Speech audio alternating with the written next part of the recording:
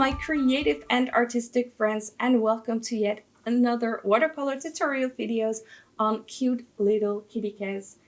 This one we are going to paint this beautiful pink one. I just can't get enough of painting cute little cats. So I created a whole bunch of these watercolor tutorial videos for you. So I hope that you can really get practicing with drawing and painting cats.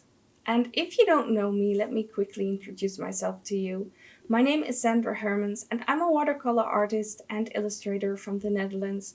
And on my channel, I like to share content with you, watercolor tutorial videos to help you learn how to draw and how to paint, grow confident with your painting skills, and also you can find inspiration here. So if you like this content, then please subscribe to my channel. Don't forget to hit that bell notification, so this way you get a message every time I post new content, so you're sure that you won't miss anything.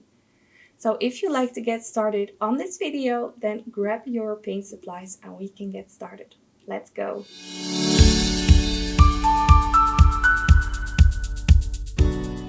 Let's start with sketching the outline of this cat. So I created an example of you with some steps you can take to sketch this cat, and you can also follow along with me as I am drawing this on my paper. For the sketching part, I always use an HB pencil on the watercolor paper because this way it is easiest to erase from the paper. And to erase my pencil lines, I always use a soft eraser. So you can start by drawing the two circles or follow along with me the way that I'm drawing it here. And if you need to, you can rewind to that image and pause it and sketch that, or you can follow along with me. Don't be afraid to erase some lines you don't need and go over a few lines to give it a bit of a different shape. So erase the lines you don't need, and then you can retrace the lines that you think are the right ones. And then after you've done this, you can add a few details like the ears and the eyes and the nose, but you don't want to draw too much details because we're going to paint over them anyway. So with a kneading eraser, you can roll over the lines. Don't completely erase them. Make sure that they are slightly visible so you know where to paint. So when you are ready, it's time to start with the fun part. We are starting with the painting. So see this as a coloring sheet that we are filling in. Pick a nice color for your cat and then trace the lines. And you can go over the nose and the eyes if you have drawn them. We are going to paint on top of them. Just try to stay within the lines. And what you can do is use some more pigment on your brush as you're going along the edges, and then put some water on your brush to brush it out. And this way you have a nice darker edge, but your cat has got some more depth already with the different shading.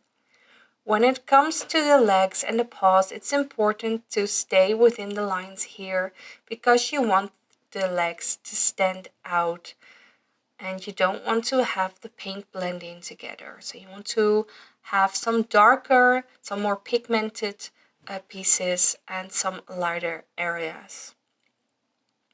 So where you feel like to add some more color, especially while the paint is still wet, you can drop in more pigment. You can even decide to pick another color and drop that in. And then now it's time for the details. You can add some pink in the ears, and you really need to make sure that your first layer has dried, by the way, before you go to this step, because otherwise everything is going to blend in. So with some indigo blue and a very teeny tiny brush, you are going to draw the eyes and the nose and the toes. And then with a slightly bigger brush and a different color, at least if you feel like to, I've chosen for a nice pink color here, you can add some stripes on top of your cat. You can also decide to not do this or to make it dots or anything else. Perhaps you own a cat and you want this cat to look like yours. That's also a very good idea. You can create several versions of this as well. Just play around, have fun, and try out what you like. Just keep it playful. You don't need to think about it too much. You can't go wrong here. So this is a nice way to add some details, and once you're finished, you let this part dry. And after that, you can add some details in the background as well. For this one, I'm choosing to paint some leaves.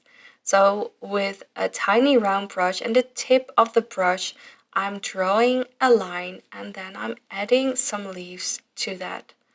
Some I leave open in the middle, some I paint in. You can do this however you want to. I also picked a color that I like to contrast with my cat. But whatever color or thing in the background that you choose, it's all up to you. You can paint flowers as well if that's what you prefer, or you can choose to not do anything in the background. That's also totally fine.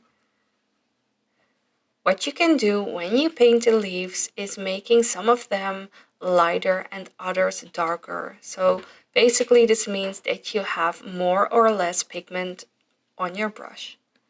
So I like to paint a few flowers as well. I'm picking purple here and just really gentle paint in some petals. There are so many ways you can paint leaves and flowers. Just play around a bit. Also like to add some grass down here as well. The green that I'm using is sap green. That's always my go-to green whenever I start painting some green color. With some white gouache, I'm adding some details in the eyes and on the nose. And with a very dark green, I am adding some details on those leaves as well. If you like to, you can wet your brush and then brush out those lines to make them less thick, really have some more depth and some shadow on that leaf as well. Play around with this and have fun. And it's time for some finishing touches. So to start with a black marker, I am drawing on those whiskers of the cat, 3 on each side, and some dots there as well. And what I always love to do is use a pencil or several pencils in different colors, but I'm using pencil to add some texture on the cat. So I'm gently brushing over it and I am pressing a bit harder on the edges for some extra shading. So this is completely optional. If you like to keep this a watercolor painting, that's perfectly fine. It's a personal preference. I really love the texture of the pencil. So you can add some details with the pencil as well if you like to, like draw on some hair, some fur. Really play around and have some fun.